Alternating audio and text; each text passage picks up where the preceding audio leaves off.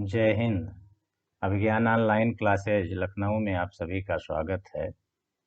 इस वीडियो में मैं आप लोगों को पृथ्वी पर परिवर्तन लाने वाली शक्तियाँ या भूविवर्तनिक शक्तियाँ या भूविवर्तनिक बल या पृथ्वी पर परिवर्तन लाने वाले बल के विषय में जानकारी दूंगा। आप सभी जानते हैं कि हमारी जो पृथ्वी की ऊपरी सतह है वह हमेशा एक जैसी नहीं रहती। कभी कहीं पर पर्वत बन जाते हैं, कहीं पर झील बन जाती है, कहीं पर दरारें पड़ जाती हैं। तो कहीं पर धीरे धीरे जो गड्ढे हैं वह पट जाते हैं और समतल भूभाग बन जाता है। तो ये जो शक्तियाँ कार्य करती हैं उन्हीं को हम पृथ्वी पर परिवर्तन लाने वाली शक्तियाँ या बल कहते हैं। इन्हीं का दूसरा नाम भूविवर्तनिक शक्तियाँ भी हैं। तो आइए देखते हैं कि वह शक्तियाँ कौन कौन सी हैं। जो पृथ्वी की सतह पर परिवर्तन लाती हैं उन शक्तियों को दो भागों में बांटा जाता है। पहली आंतरिक शक्तियाँ और दूसरी बाह्य शक्तियाँ। आंतरिक शक्तियाँ वह शक्तियाँ होती हैं जो पृथ्वी के अंदर से कार्य करती हैं, यानी उनका जो कार्य का क्षेत्र होता है वह भूगर्भ होता है और वहाँ से वह कार्य करती हैं और पृथ्वी के धरातल के ऊपर या थोड़ा अंदर ही विषमताएं उत्पन्न करती हैं।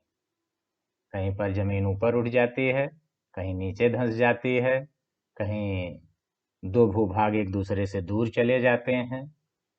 तो इस तरह के कार्य होते हैं और ये शक्तियाँ पृथ्वी के भूगर्भ से पृथ्वी की सतह की ओर कार्य करती हैं।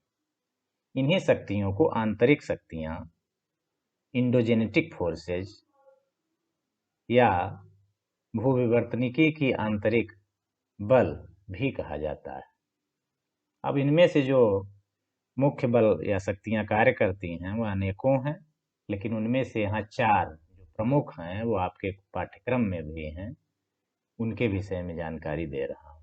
पहला है ज्वालामुखी क्रिया, दूसरा है भूकंप, तीसरा है बलन और चौथा है भ्रंशन।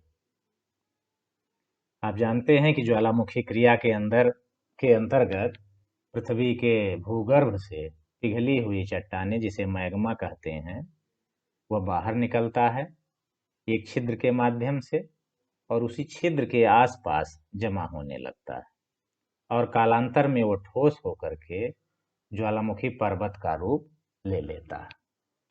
और जो छिद्र होता है, जब ज्वालामुखी क्रिया बंद हो जाती है तो उसमें पानी भर जाता है और उसको ज्वालामुखी क्रिया कहते हैं। इस तरह पर से पृथ्वी पर ये एक उच्च भूभाग का निर्माण होता है जिसको पर्वत या ज्वालामुखी पर्वत कहते हैं और जो झील बनती है उसको ज्वालामुखी झील कहते हैं। दूसरा है भूकंप। भूकंप के कारण कहीं पर दरारें पड़ जाती हैं, कहीं जमीन नीचे धंस जाती है, कहीं ऊपर उठ जाती है। तो ये भी बहुत विध्वंसकारी घटना है और तमाम लोगों के मकान गिर जाते हैं, सड़कें टूट जाती हैं, सरकारी और गैर सरकारी जो इंफ्रास्ट्रक्चर है वो नष्ट हो जाते हैं, स्कूल अस्पताल सब ध्वस्त हो जाते हैं। तो इसके कारण भी भू सतह पर परिवर्तन होते हैं। तीसरा है बलन। बलन थोड़ा कठिन शब्द लग रहा होगा, लेकिन बलन का मतलब होता है मोड़। धरातल पर जो मोड़ पड़ते हैं उन्हीं को बलन कहते हैं। आप जानते हैं कि हिमालय पर्वत, जैसा कि इस चित्र में आप देख रहे हैं, जहाँ पर आज हिमालय पर्वत है वहाँ पहले टेथीज नाम का एक सागर था। इसमें दोनों ओर से नदियाँ ले आकर के अपना मलबा गिराती थीं और कालांतर में जब इंडियन प्लेट उत्तर की ओर खिसकने लगी तो इस तरह से हिमालय पर्वत का निर्माण हुआ और इसमें तीन मोड़ पड़े। टेथिस सागर के मलबा जो था उसमें तीन मोड़ पड़े जिसको हिमालय कहते हैं। और दक्षिण से जब उत्तर की ओर अगर जाएं तो पहला मोड़ शिवालिक, दूसरा मोड़ लघु हिमालय और तीसरा तीसरा मोड़ जो है महा हिमालय का है। और चीन के साइड में भी एक मोड़ पड़ा था जिसको ट्रांस तियनसियान कहते हैं। तो इस तरह से बलन प्रक्रिया के द्वारा ही विश्व के अधिकांश जो पर्वत हैं उनका निर्माण हुआ है। चौथा है भ्रंशन। भ्रंशन जैसा कि नाम से है कि इसमें जमीन धंस जाती है या कहीं पर जमीन ऊपर उठ जाती है। प्लेट विवर्तन की क्रिया में अनेक सागरीय तट या सागरीय भाग ऊपर उठ गए हैं और अनेक जगहों पर वो नीचे भी चले गए। तो ये कुल मिलाकर जो आंतरिक शक्तियां हैं वह पृथ्वी पर विरूपताएं, विषमताएं उत्पन्न करती हैं, यानी उसको ऊबड़ खाबड़ बनाती हैं। अब आइए देखते हैं कि दूसरी कौन सी शक्तियां हैं। दूसरी शक्तियों को बाह्य शक्तियां कहते हैं। ये वे शक्तियां होती हैं जो आंतरिक शक्तियों के द्वारा जो विरूपताएं उत्पन्न की जाती हैं उनको दूर करने का प्रयत्न करती हैं।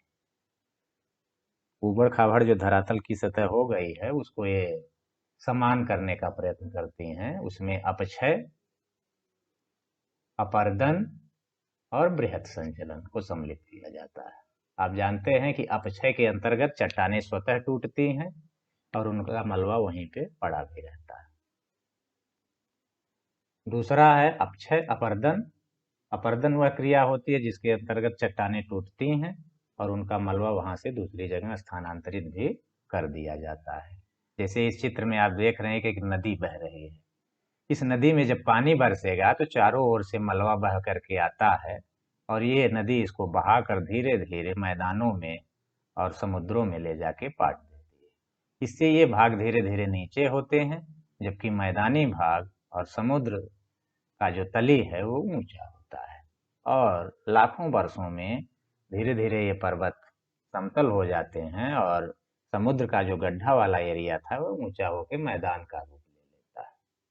तो इस तरह की अनेक शक्तियां हैं। पवन है, हिमनदी है, भूमिगत जल है, सागरीय जल है, ये सब अपर्दन का कार्य करते हैं।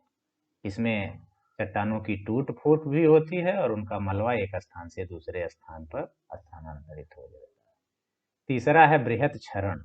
इसके अंतर्गत बिना किसी अपर्दन के कारक के मलबा या चट्टानें टूट करके नीचे वाले हिस्से में सरक आती हैं, तो इसको बृहत क्षरण कहते हैं। पहाड़ी भागों में ऐसा आए दिन होता रहता है और इसके कारण भी ऊपर के पहाड़ी चोटियों से मिट्टी और चट्टानें टूट टूट के जो घाटी वाला एरिया है उसमें गिरती रहती है और इस तरह से वहां पर भी समतलीकरण का कार्य लोकल स्तर पे होता है और वह बृहत क्षरण के माध्यम से होता है।